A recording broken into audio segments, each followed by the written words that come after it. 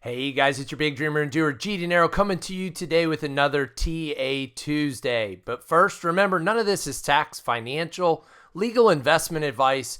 It's your buddy G Dinero helping you to increase your financial literacy to help put you and your family on that path to financial freedom. So with no further ado, let's jump into the charts. So we're going to start off here with the Bitcoin TABI model, just like we do every single week. This is on the daily chart. What you'll notice is we've been in the yellow zone for about the last week, week and a half, almost 2 weeks now. We've been in this yellow zone, just printing kind of neutral sideways motion with Bitcoin.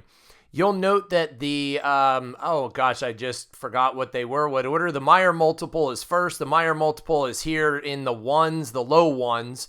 And the MVRVZ score right now is sitting at around 2.24 to 2.36. It's actually sitting down there pretty low as well. What that means is people are in profit. They're not in substantial amounts of profit where you might see that significant profit taking happen. A lot of people are saying that's up at the $125,000 and up range. So right now, relatively neutral on the Bitcoin TABI model. On the daily chart, this is the Bitcoin daily chart. Again, for mostly all intents and purposes, sideways motion over the last week. So 1 week ago was right here on Tuesday.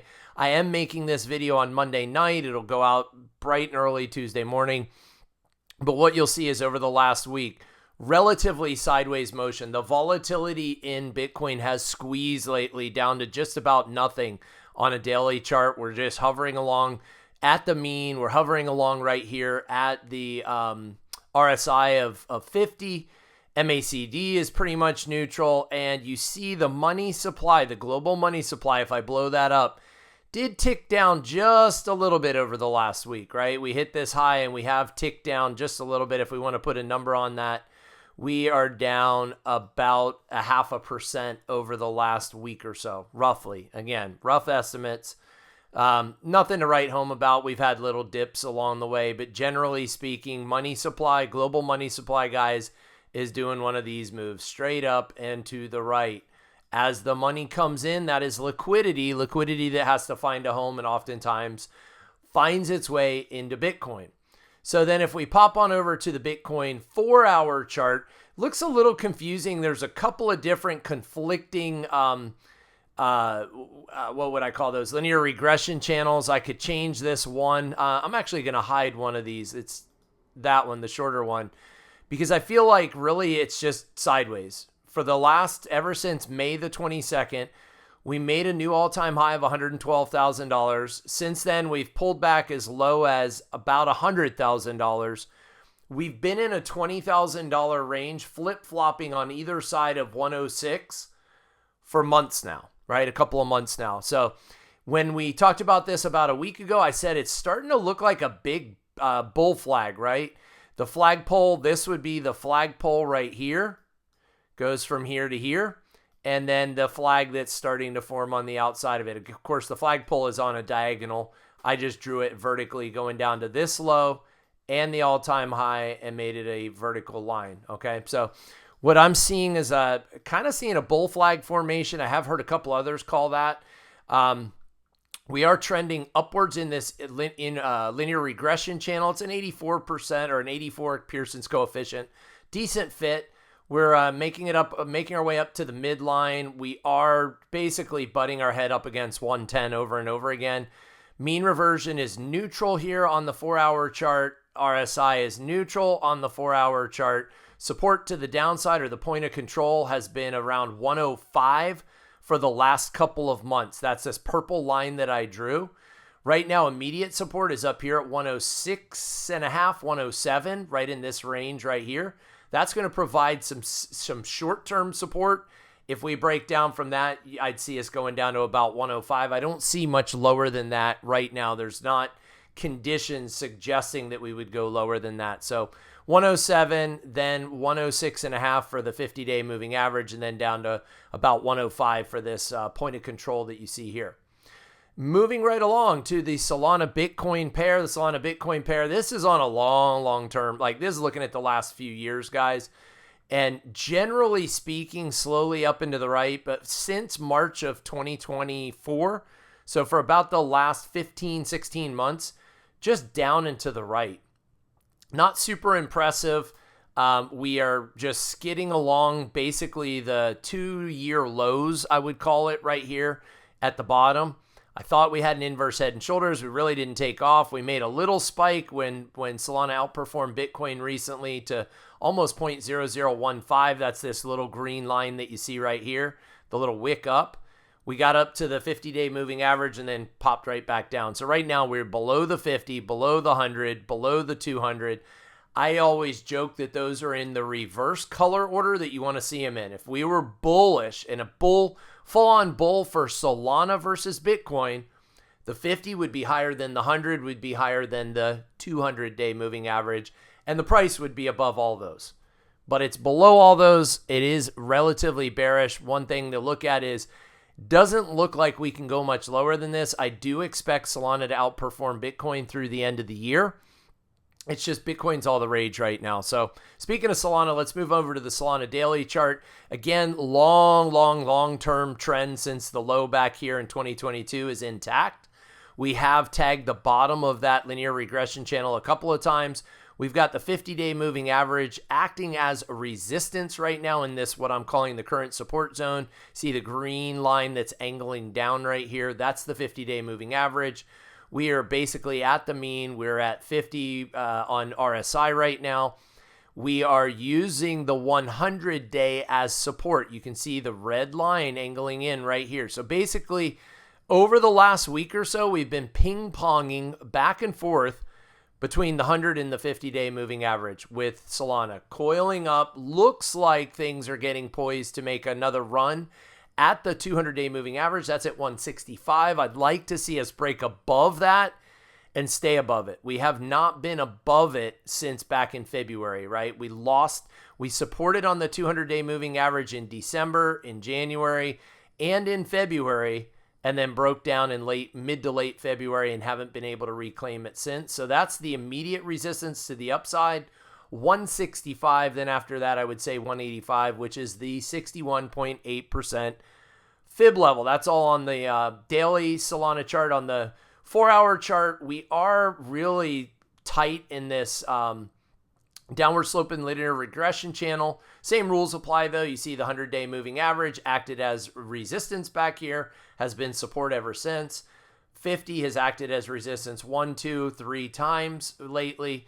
It's coiling up. Again, expect a move one way or the other. And if I were a betting man, I'd be betting on a move to the upside with all the good that's coming, the Solana ETFs that have come out, and a lot of the news. The news cycle seems to be very positive for Solana. It just doesn't seem to be moving like the other assets are right now.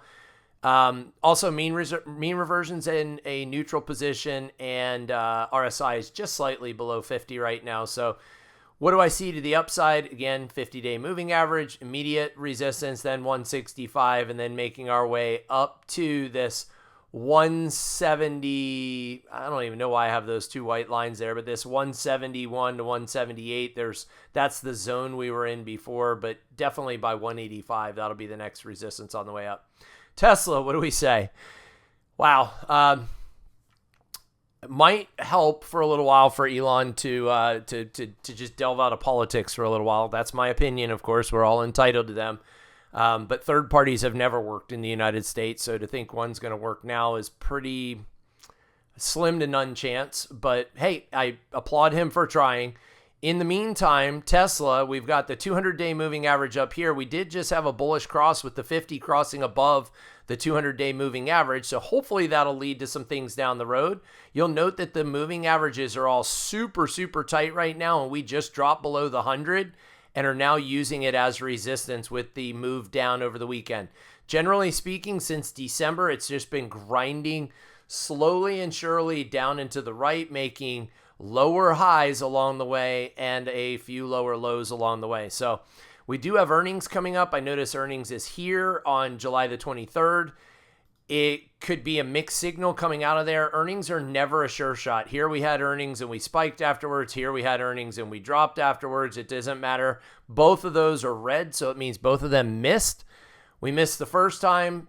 stock went down. Missed the second time, stock went up. So really, it's all about forward guidance and what is said on the earnings call afterwards. It's not always what they reported, but because Wall Street is forward looking and they're looking forward 3 months at a time, one earnings cycle at a time, they want to know what's the next 3 months have to offer. What does July, August, and September have to offer for Tesla? If that looks good for Tesla, then expect things to come and rebound a little coming out of the earnings report. If not, I would expect it to go down, to continue just trickling down slowly after the earnings report. On the 4 hour, we are significantly mean reverted to the downside again. RSI just dropped below 30 again. We've got the MACD down here in the toilet again. We did drop back down into the previous support zone. I had called it. We were up in a support zone, then dropped down. This is now the current support zone. That extends all the way down here to about 285. I get those levels by using Fibonacci, by using moving averages, by using the VRVP levels. Sorry, I ran out of breath. I'm getting excited. But you can see here, we are below the 100-day moving average. It's almost perfect that Tesla dropped below it at the open and then used the 100-day as resistance the entire time. So you can see algorithmic trading right there. Those are the bots that are trading more often than not. Also, it's human nature, right? Human emotion is where these averages and fib levels and everything else are theoretically derived from, as human emotions, the fear and greed of human emotion. Right now, to the upside, we need to get back up above the 100-day moving average, 295. We need to get back up above the 200-day moving average at 315, and then back up above the 50-day, which is at 318, 320. We also do have the 38.2% fib level there to the downside. Support is 285, 280. That's what I see right there. I anticipate us seeing 275, 280, 285 again over the next week or so, if things continue the way they are. If there's some kind of patching up of the political side of things, we'll call it, then we're back up here in that 300 to 320 zone in no time. But for right now, some sideways motion with Tesla. MicroStrategy on the daily chart. This is going back, this linear regression channel going all the way back to March the 10th. We've been up and to the right on the daily, although for the last, since May the 23rd or so, pretty much straight sideways, right? Very little volatility over the last month and a half. Just kind of straight sideways below the MNAV of 2. We're sitting at an MNAV right now of around 1.93 and 1.72. Whether that's fully diluted or undiluted MNAV. And we've got perfect support along here, along the 50-day moving average. We did wick below it a little bit, but for the most part, right here, right along that 50-day moving average, which now is up to 385. Wow. The 100-day is sitting at about 342, and the 200-day is down here at 320. So guys, those oftentimes in a bull market act as strong support. So support right now definitely is in the zone where we are currently.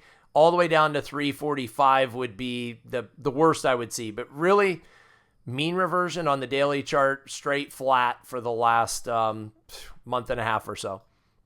Coming over here to the 4-hour chart, you'll see a little bit more fluctuation on the mean reversion. That's because you'll have extended trading hours on and some crazy stuff that happens before and after hours, and also because Bitcoin trades over the weekend and in the evenings when MicroStrategy does not. With that said, we're coming off of a significant mean reversion over 2 standard deviations to the upside back last Thursday on July the 3rd. We are still mean reverted to the upside, although RSI is pretty much at 50 again, and MACD has crossed over and is sitting almost back at neutral again. Same thing with the 50, 100, 200-day moving averages. Those will act as support on the way down. We could even take this support zone right here and we could move it over to the right a little bit to make sure, in case MicroStrategy does do a pullback, that zone should pretty much catch any kind of move to the downside right now for MicroStrategy on the daily chart. We are also in this zone right here, this current support zone, and notice we basically are hitting the top and bottom edges of it. Why do I have these support zones in? They help me. They help me to know right now, to the upside, MicroStrategy could break out to 425. To the downside, it could drop to 350. Those are our support and resistance levels currently. And the current support zone that we're in extends up as high as a little over 400 to 405 and down to around 375. So call it 375 to 405. That's the zone that we're trading in. Any wicks above that, maybe sell signals. Any wicks below that would be good times to maybe sell puts and or buy shares if you're looking to add to your position. Nvidia, straight up, straight to the right. That's the thickest trend line I think I've seen in a long time, guys. We've been mean reverted to the upside on a daily chart since May 5th, 6th. We went and mean reverted to the upside. We've been up in the 1 to 2 standard deviations above the norm since all the way back here on May 14th. So for 2 months straight, we have just been mean reverted to the upside.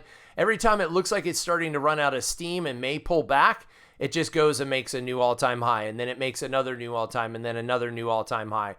Trending very tightly in this linear regression channel. 96.4 Pearson's coefficient's one of the highest ones I've ever seen for that kind of time period. Just means we're trading in a very tight, almost 45-degree angle up and to the right now on the chart. Same thing over here on the 4-hour chart, 96.4% or 96.4 Pearson's coefficient on the linear regression channel. We're basically just flip-flopping right now on either side of the midline, not tagging the top of the linear regression channel nor the bottom. We did make a new all-time high recently of 160.98, $160.98. You can see that we were significantly mean reverted here, so not surprising that we pulled back just a little bit, but nowhere near the 50-day moving average, which is down here at about 135, the 200-day, which is down here at around 130, and the 100-day that is down here at around 125. So 125, 130, 135 are your 100, 200, and 50-day moving averages. We did have a golden cross right here where the 50 crossed up through the 200-day moving average. And you can see from this that support to the downside really strong right here at 145. We could potentially, if Nvidia was to pull back, kind of catch on this bucket of volume that we have here, and also on this 78.6% fib level, because we battled with it for a couple of weeks there. If we were to drop below that, the point of control the last few months is right here at around 135. You can see where we battled on either side of that. So to the downside, those are your supports, 135, 145, anything down in the 135 zone. I'm a buyer of more Nvidia because I have a very long-term outlook on it. I have a super low time preference. I don't have one of those like high time preferences where I got to have everything now. I'm willing to wait for it because I know good things come to those who wait. MicroStrategy Tesla. That's the other one we do. This pair, guys, I'm telling you, MicroStrategy, my belief, is going to outperform Tesla for the next 6 months straight. Okay, that's just my opinion. Take it for what you wish.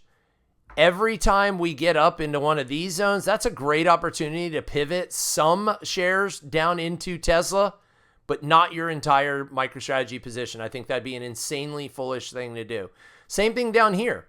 Pivot some of your Tesla position back into MicroStrategy. This is perfect type of trading to be able to increase your bags of both by taking a portion of your Tesla down here and going into MicroStrategy, and a portion of your MicroStrategy up here and going into Tesla. So where do we sit right now? We're about to get a MicroStrategy to Tesla signal. We did have a sell signal here, but the trend is still up. As soon as this thing looks like it runs out of steam, like my breath, say that's at 1.4. You sell 1 share of MicroStrategy, you get 1.4 shares of Tesla.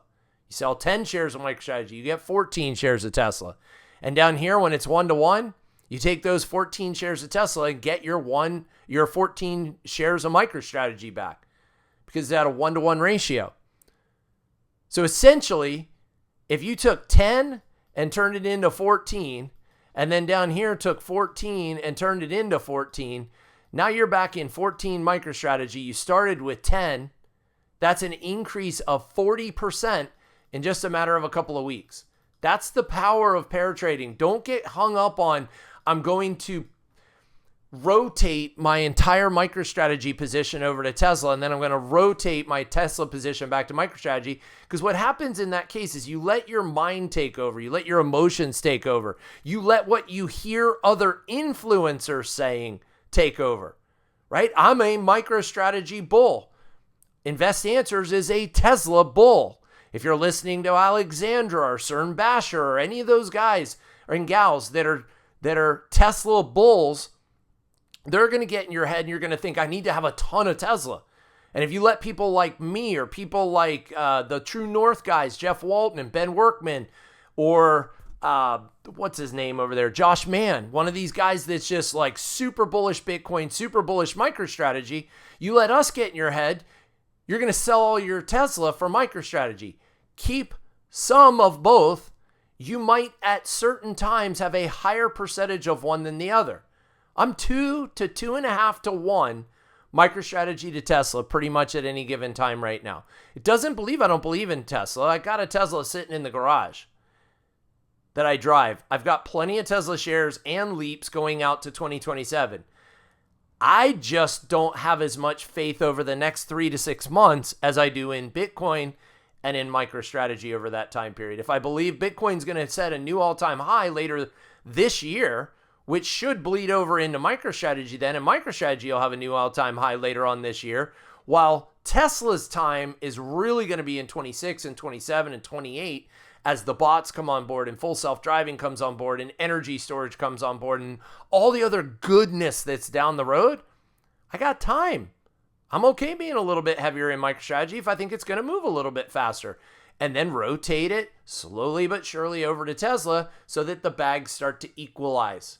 But right now, I'm okay being more MicroStrategy than Tesla. I just kind of am defending my position right here because I get asked that over and over and over again. Which one? And I say yes. That means both. Okay? Right now, it's looking like I might take a little bit of MicroStrategy and rotate it to Tesla if it looks like the chart gives me the signals to do so. But you better believe that when the opportunity comes, I'll take that Tesla and rotate it right back again, just like I did down here and just like I did down here. Cool. We got that out of the way. Strike and Strife, I always show these things. These things are like the gift that keeps on giving, right? Holy smokes. 121.58 on Strike and 122 right now in after hours on Strife with an F. Holy smokes. Par value on those guys is 100. They're already up 22% above par value if you bought them at $100. If you bought them below 100, you're up even more than that.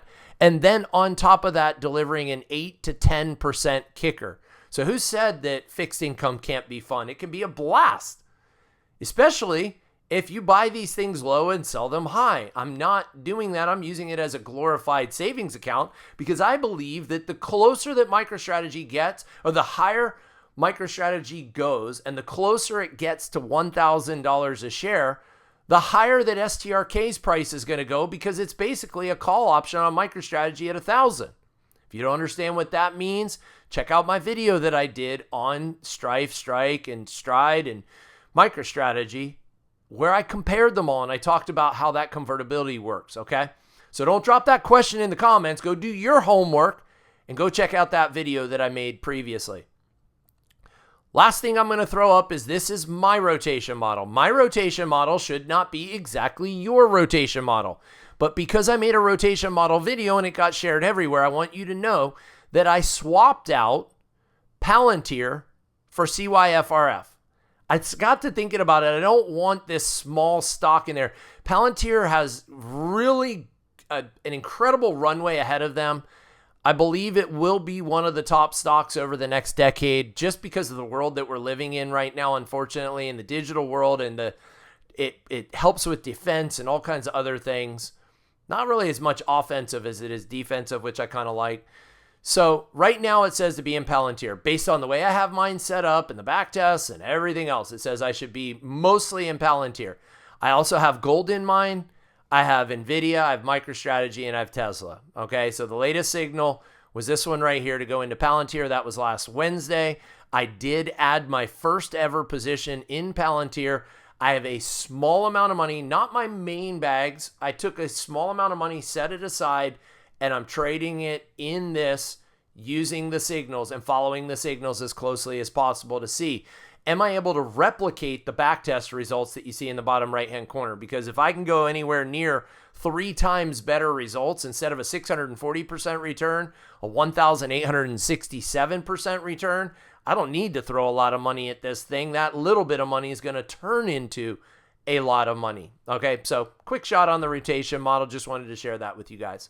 All right, that was another whirlwind one, guys. If you liked it, make sure you hit the like button. Make sure you're subscribed to the channel so that you see more content like this, more of my content and other content like mine. Also, like and comment on this video. What did you like best? What did you learn? What would you like to see more of? If you want to become a ninja in TradingView and technical analysis, take my TradingView and technical analysis course, period. A lot of you are sending me appointments for one-on-one saying, I'm brand new, I've got the TradingView and I've got the IA indicators and I want to learn. And I keep steering you towards that TradingView and technical analysis course. You will learn more in that 5 hours, maybe 6 hours now with the rotation model in there, that 5 to 6 hours of content than you're going to learn on the first 2 or 3 hours of one-on-ones with me. That's the whole point of it, is to get it on your time frame at your pace so that you can master the basics so we can have a more intelligent conversation. Same thing with understanding options. I have a lot of people reaching out saying, I want to learn options for the first time. Great. I have a course called Understanding Options and it's got your name written all over it.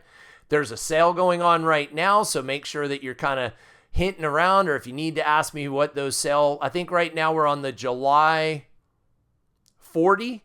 So July 40 would be the coupon code that you would use.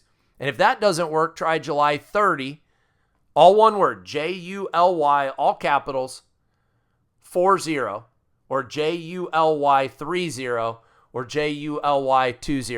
The reason why I gave you 3 different codes is the 40s may already be gone. We may be down to the 30s. The 30s are going to go fast, and then we'll be down to the 20% offs. And we are running that sale right now in July. And I think we're done with the 40s. So I think you're going to end up having to do the 30s or book a one-on-one with me if you've already done one of the other courses.